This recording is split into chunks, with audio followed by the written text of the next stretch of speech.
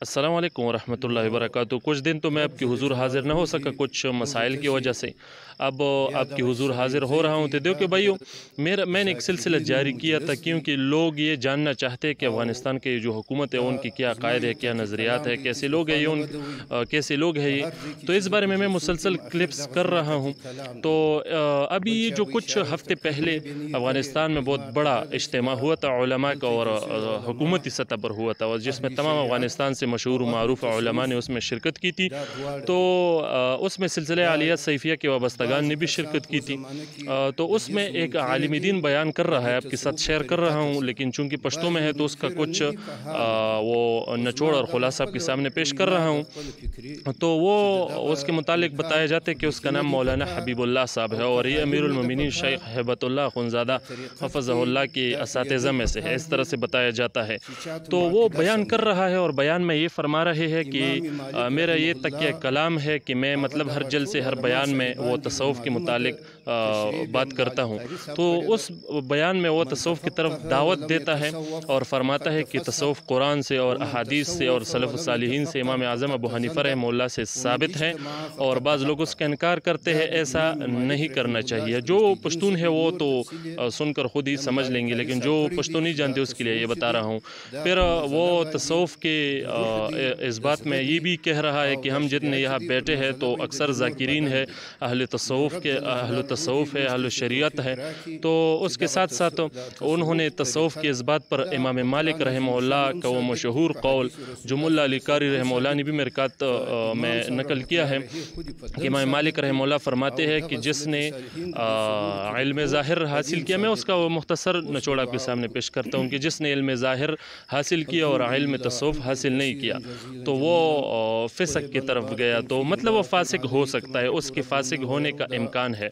तो इस तरह से जिन्होंने मतलब इल्म तसव्वुफ़ हासिल नहीं किया और सिर्फ इल्म ज़ाहिर हासिल किया उसका ये हाल हो सकता है, और जिन्होंने इल्म तसव्वुफ़ हासिल किया और इल्म ज़ाहिर हासिल नहीं किया तो उसकी मतलब वो ज़िंदीक हो सकता है, मतलब ज़िंदगियत की तरफ इम्कान है कि वो जाए।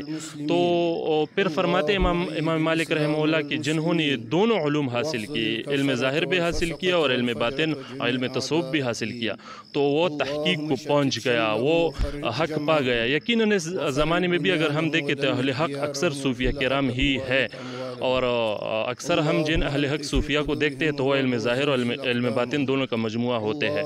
तो इस मौलाना हबीबुल्लाह साहब ने वो तसव्वुफ़ के इस बात पर इमाम मालिक रहमहुल्लाह का ये कौल भी पेश किया है। तो ये कुछ मुख्तसर वज़ाहत थी आपके सामने पेश की।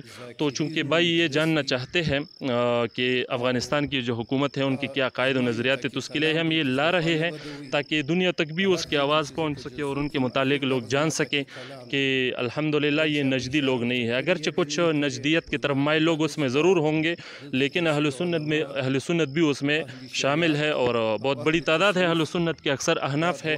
तो इसीलिए हम ये वीडियो सामने ला रहे हैं और अल्लाह जल्ल जलालुहु कबूल फरमाए। तो बाकी पश्तो में आप उसका बयान सुन सकते हो, जो समझने वाले हो वो समझ जाएंगे। अस्सलामु अलैकुम वरहमतुल्लाहि वबरकातुहू।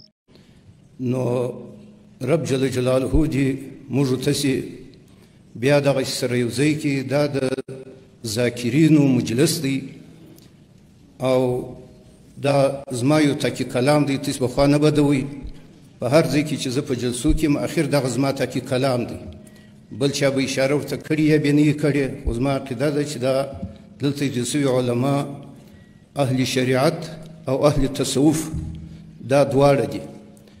دا بعضی کسان په زمانه کې د دې څه منکره دي، د دې تصوف و طریقته څه بعضې منکره نه دي که حاله دي.